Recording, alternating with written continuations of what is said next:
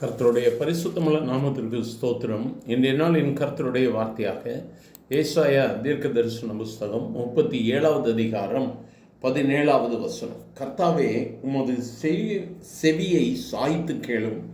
கர்த்தாவே, நீர் உமது கண்களை திறந்து பாரும். சனகரிப் ஜீவனுள்ள தேவனை நிந்திக்கும்படிக்கு சொல்லி அனுப்பின வார்த்தைகளை எல்லாம் கேளும்.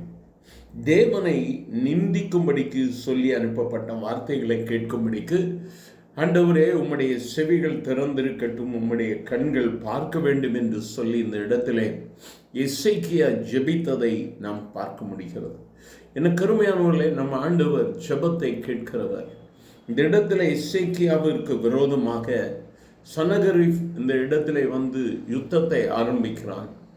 இந்த யுத்தத்தை மேற்கொள்வதற்கு எசேக்கியா தேவனை நாடி ஜெபிக்க ஆரம்பிக்கிறான். இந்த சூழ்நிலையில் தான் இந்த வார்த்தைகளை சொல்லும் பொழுது தேவனை அவன் நிந்திக்கிறான். ஆகவே நீர் அதற்கு பதில் கொடும் என்று சொல்லி கேட்கிறார். எனக்கு அருமையான தேவ பிள்ளையே, ஒருவேளை உன்னுடைய வாழ்க்கை, உன்னுடைய சூழல் இதற்கு ஒத்ததாக இருக்கலாம். நீ தேவனை நம்பி இருக்கிறபடியினால் உன் தேவன் எங்கே என்று கேட்கிறவர்கள் அதிகமாக இருக்கலாம். ஒருவேளை நீ பலவிதமான வார்த்தைகளை கேட்டு சோர்ந்து போயிருக்கலாம்.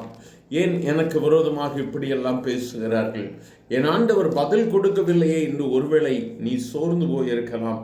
ஆனால் சங்கீதக்காரன் சொல்லும் பொழுது 43ஆம் அதிகாரத்தில், என் ஆத்துமாவே நீ ஏன் கலங்குகிறாய், ஏன் எனக்குள் திகைங்குகிறாய், தேவனை நோக்கி காத்திரு, என் முகத்திற்கு ரட்சிப்பும் என் தேவனுமாய் இருக்கிறவரை நான் இன்னும் துதிப்பேன்.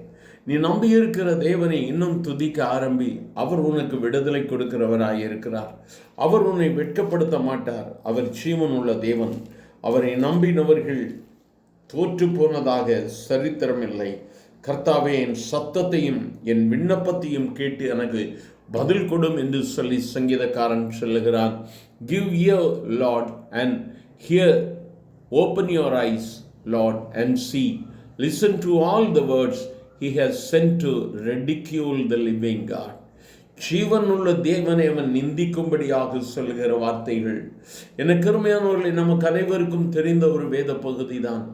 கோலியாத்திற்கு விரோதமாக தாவீது நின்ற பொழுது அவன் சொல்லுகிறான், நீ நிந்திக்கிற ஜீவனுள்ள தேவனுடைய நாமத்தினால் நான் உன்னிடத்தில் வருகிறேன். கோலியாத் வீழ்த்தப்பட்டான். ஒரு பெரிய வெற்றியை அந்த நாளிலே தாவீது பெற்றதாக நாம் பார்க்கிறோம். அதே வண்ணமாகத்தான் இந்த இடத்திலும் சனகரிப் எசேக்கியாவுக்கு விரோதமாக வருகிறான். முடிவு என்ன? அவன் இந்த நகரத்திற்குள் பிரவேசியாமல் தான் வந்த வழியே திரும்பி போவான் என்று சொல்லி வார்த்தை சொல்லுகிறது. இந்த நாளிலும் உனக்கு விரோதமான சக்திகளை கர்த்தர் அப்புறப்படுத்துவார்.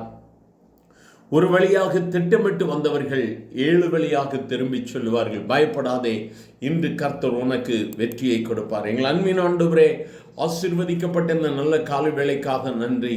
இந்த வார்த்தைகளை கேட்டுக்கொண்டிருக்கிற உம்முடைய பிள்ளைகள் பலவிதமான சூழல்களை பார்த்து பயந்து பல காரியங்களினால் ஆண்டவரே இந்த நாளிலும் சிக்குண்டு நாங்கள் இதனால் இன்னும் எங்களுடைய வாழ்விலே போராட்டங்கள் வந்துவிடுமோ என்று சொல்லி கலங்கி இருக்கிற இந்த வேளையில கர்த்தருடைய பிள்ளைகளை தேற்றுகிறதை இவருக்காய் ஸ்தோத்திரம். இன்று ஒரு பெரிய விடுதலையை காணட்டும். ஆசீர்வதியும். இயேசுவின் நாமத்தில் பிதாவே. ஆமேன், ஆமேன்.